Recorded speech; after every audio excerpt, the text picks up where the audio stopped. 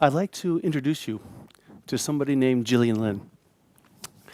She's a 10-year-old girl. I'm sure you've seen pictures of her. Pretty as can be, freckles on her nose, her hair done up in braids with little ribbons in it, a chiffon dress, and she's sitting in a doctor's office. And that's the reason why she's there. The mother was kind of worried. A very, very bright girl, never had any kind of problems, but she just didn't seem to produce at school.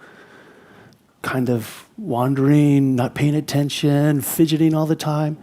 And as she was explaining all this to the doctor stopped her mother and said, "Just a second.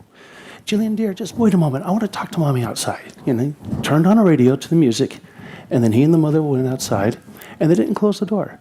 They left it open a crack. And within seconds, Jillian was 10 million miles away.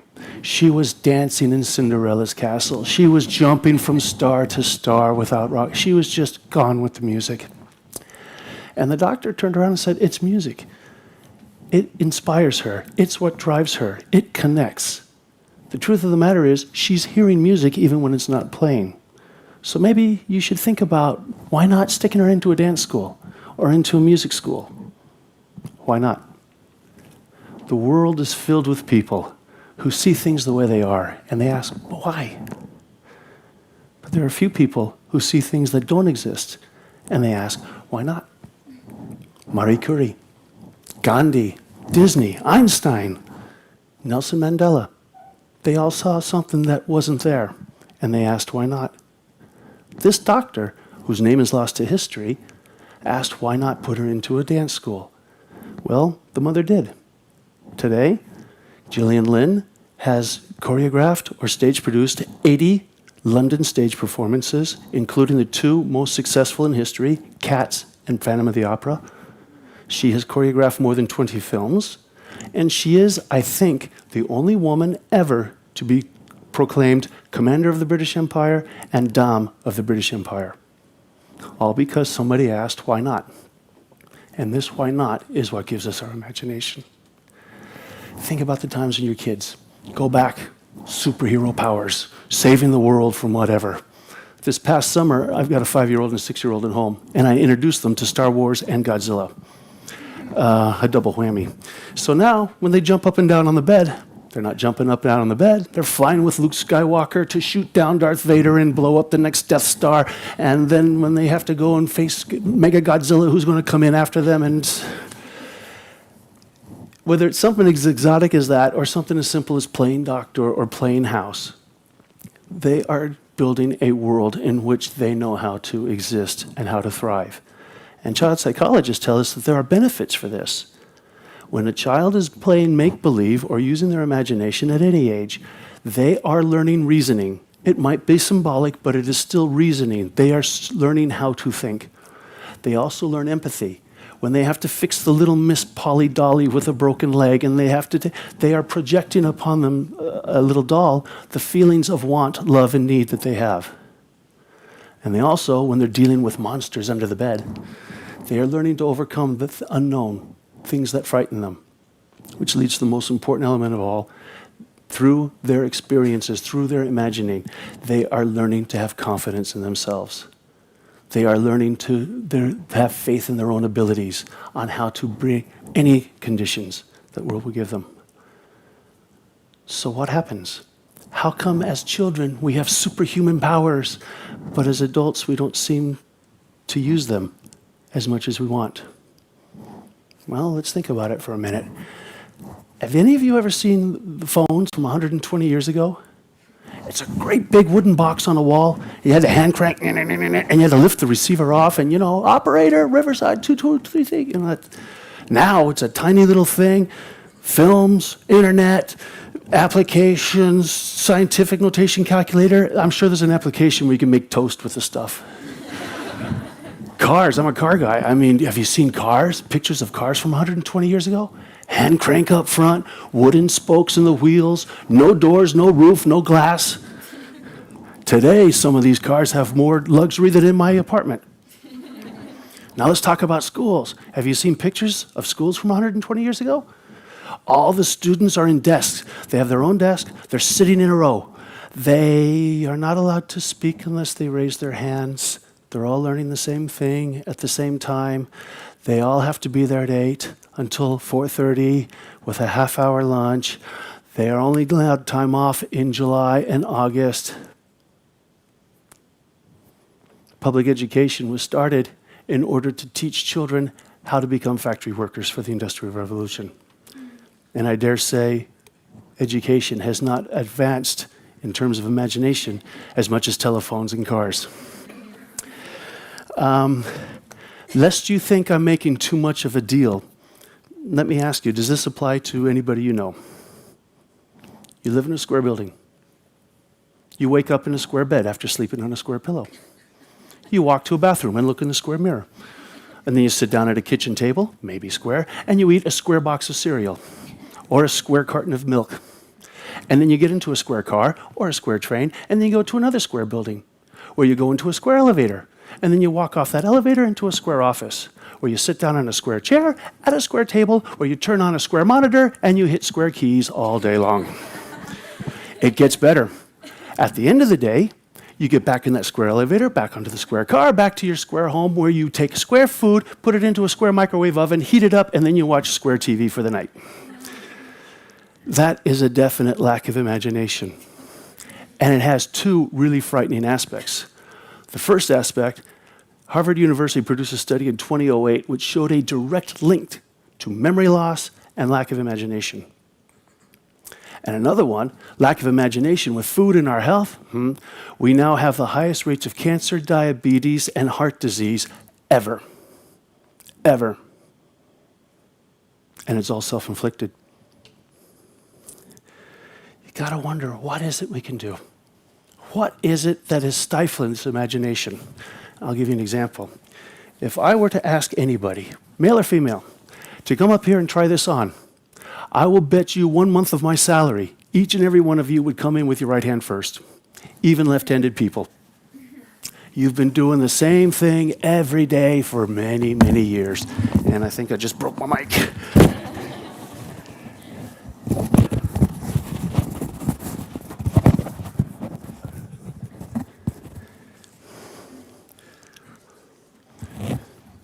Did I get it? Yeah. There we go. Here, be a buddy, will you? Thanks. Okay, there you go. Use your imagination. Tomorrow, do me a favor. I want you to, for the first time in many years, put your pants left leg first. Just try it. It won't cost nothing. In fact, don't even wait till tomorrow. Please, everybody, today, break your habits. Use your imagination. Please, brush your teeth with your other hand tonight. It takes nothing, and it will actually inspire something. Guys, if you're really brave, try shaving with your left hand tomorrow. That'll catch your imagination. Girls, maybe you can do it too, you know? Monday, Tuesday, whatever, next week, please, take a different route to work. Go at a different time. Take a different tram. Take a different street. Just break the monotony. The reason that we are doing this self-inflicted death of our imagination is simply because we think it's efficient. Somebody told us we have to be efficient. We have to save time. And in doing so, we're killing any original thoughts. I've actually had managers in my company, I've heard them telling their staff, don't think, just do. Where's the imagination in that? How can anyone possibly do something different? I'm not a machine, and I really don't want machines working for me. I want people with ideas, people who can come up with something that I've never seen. And I ask them sometimes, how can you help me? I'll give you some very simple advice. For those of you who are students, I bet you've heard some version of this oldie-goldie. When you're nervous, take an exam, giving a speech, whatever, just think of your instructors wearing nothing but underwear. If nothing else, it breaks tension. It takes you somewhere else just for a few little minutes. And that's enough to relax. It's enough to help you. At work, I've often played a trick on people. I've held out an apple. And I said, how many do I have? Very careful about what I've asked. How many do I have? One? No. How many do I have? And then always from the back, some guy yells out, "It's a bushel," because you can take the seeds and plant more trees. And then somebody else will say, "No, no, no, it's an orchard. You take all the seeds and you plant all of it. And no, no, no, you can make a farm out of it."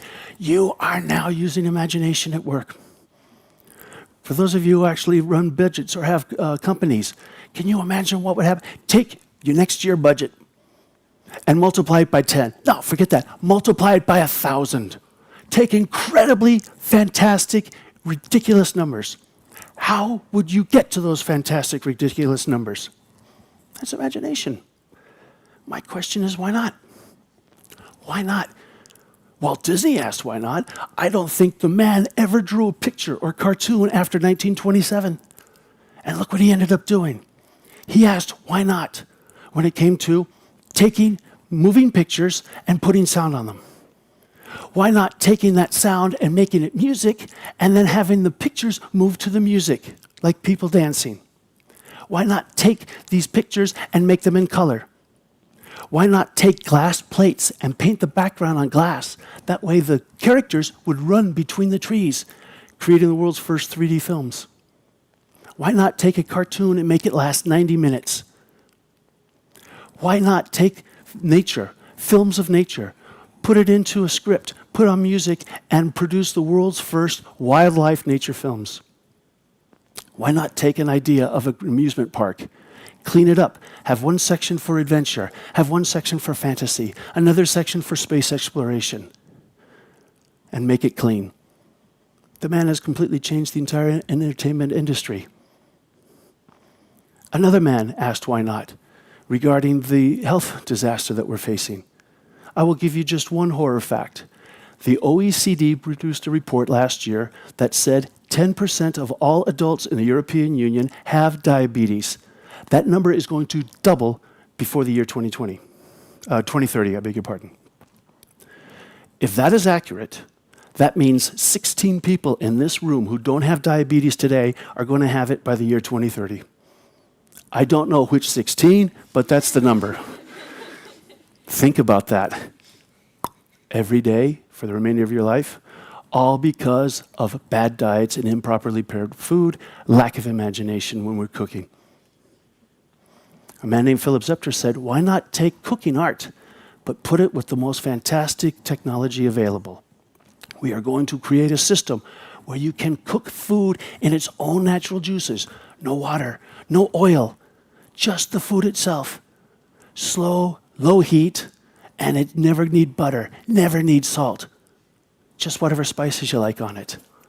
National Geographic produced 2 reports in the past year called Blue Zones, which said healthiest food comes out of slow, low-heat cooking. Taking that food that is full of nourishment, you can't boil the life out of it with water. You just cook it in its own juices and it stays healthy. It's good for our bodies. And then he thought, well, why just stop with cooking? Why not have air cleaners? Why not produce water purifiers that just take out everything and leave H2O?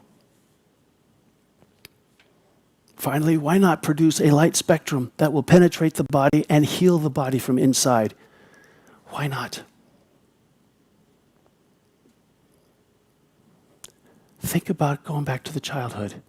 If we are able to use our imagination every day, maybe we can come up with new ways of new ideas of reasoning. Maybe we can come up with new ways of being empathetic to our loved ones and building a stronger social network based on love, decency, and care.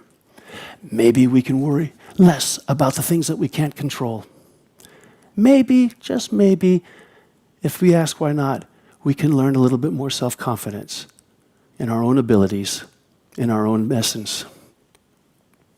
Oh, I don't know. Maybe I shouldn't be here to tell you how you can do that. Maybe you can think of listening to a cup of tea. That's using your imagination. Looking at a picture of a ship or at a ship in one of those bottles and think, what about the crew? Where did they go? What adventures did they see? That's using your imagination. Going to a shop, shopping for food without a little list. That's using your imagination. Maybe not. I'm not going to tell you why you should do it. I'm not going to tell you how to use imagination, how to use it on a day-to-day basis. I'm simply going to stand here and ask you, why not?